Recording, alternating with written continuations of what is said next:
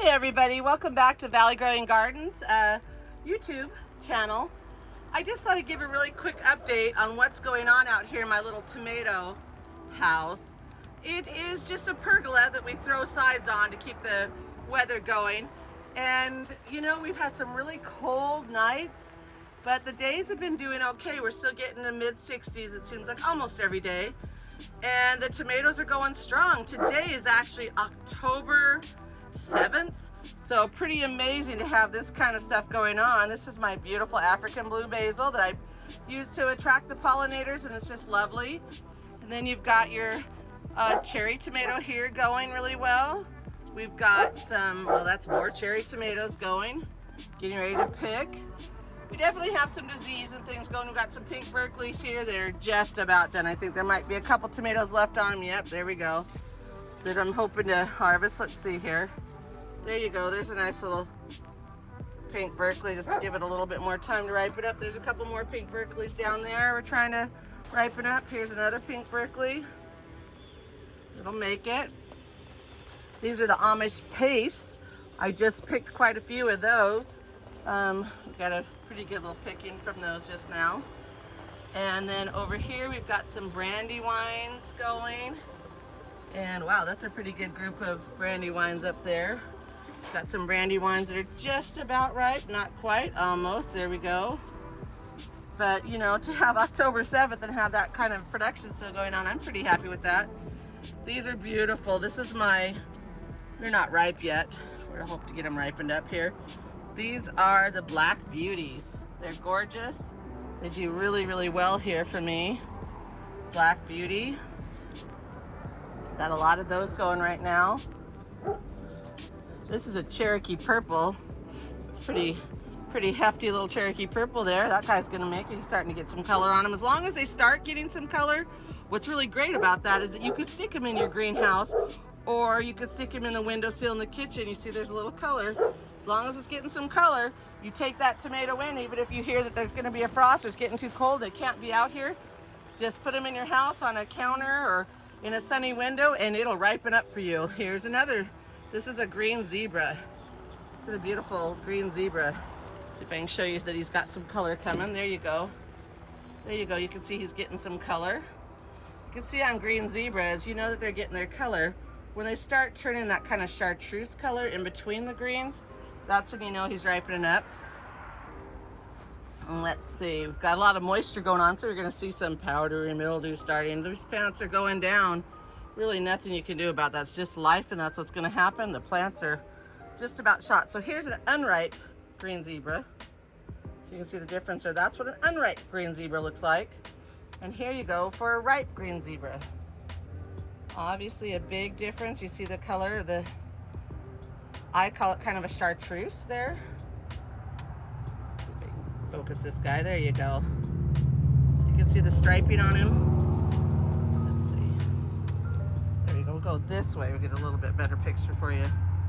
There you go. Now you can see like kind of the golden in there in the middle of it, where the unripe one has this kind of light green, dark green coloring. See that? So there's a difference. This one has just kind of stripes, and then in between is just like a lighter green. Where on your ripe green zebra, you'll see he turns very gold. Also, you can of course tell by the feel, but he gets a real golden in between there. Chartreuse. Then over here we have, this is a red zebra. Not quite ripe though. So we talked about the difference between your ripe green zebra down here and your unripe green zebra. Now over here we have red zebra. So here's your red zebra. You see he's got same sort of thing, just not quite as intense. You see a little bit of redness there, but not much, right? And this one is very unripe. So you can see that one a little bit better in the bright light. That one's very unripe. But here you're gonna see what a red zebra looks like when it is ripe. There you go. You see the striping? So instead of in the middle here being like that chartreuse color, you've got red striping in there. So you've got your green stripes, and then you've got your red filling in the middle. I love this. This is one of my favorite flavors. They're all my favorites, but that's definitely a good tasting one. We've got more red zebras and things over here. Very unripe ones though. Don't see another real ripe one yet. Let's look around here. Not too much, but again, like on top of this one, you can start to see a little bit of color on it. You can see there, you're getting a little bit of color. There you go, a little bit of color. And then over here we have one of my favorites. It's just a really productive. This one is called Tangerine Dream.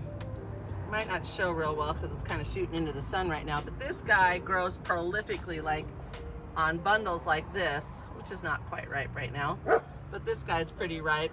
A nice, let's see, what size would you call that? Bigger than a golf ball size, you know? So I would call these slicers, but they grow in nice big clusters, and they grow a whole lot of fruit, and it's very good tasting fruit, and a lot of it. So there we go, there's another. So I'll put my hand in here so you can get a better idea for the sizing of him. But this is the Tangerine Dream. And so let's see. Yeah, you know, large chicken egg. I would say that's an extra large chicken egg. This one's called Blue Sunrise, not ripe at all, but it has a golden tomato with a black high anthocyanin top. So you've got the black tops, which we love the black tops. I like a lot of them with the high anthocyanin. This one here is a new one for us. This is a Moon-Kissed. And what's neat about this one, it's a super good tasting cherry, but he's got just a little bit of purple anthocyanin on the top. Let's see if we can get, well, you know what? We're gonna pick him and put him down here so you can see him. So there you see that it's got the purple on it. You see the purple on that? It's super good tasting tomato. Very prolific grower here. And we've got more of them over here. Excuse the dog barking her head off. And here we've got a Bonnie's Best. Bonnie's Best just takes a licking and keeps on ticking. That one just kind of keeps going. But that's a wrap up of what's going on right now in the Seattle area of Washington State on October 7th.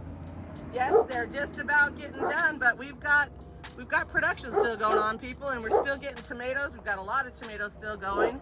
I have tomatoes that are outside also going strong, so don't give up the ghost yet. Keep your tomatoes going. If you want to keep them going a little longer, you can throw a little house around them or whatever.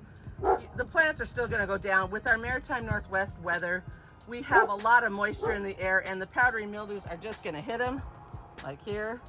And the plants are going to wither and die anyways, but we want to get as much fruit out of them as we can. And the thing is, they're gonna keep going. The plant's gonna look bad, but it's not gonna affect the quality of your fruit at all. So don't give up on them for that reason.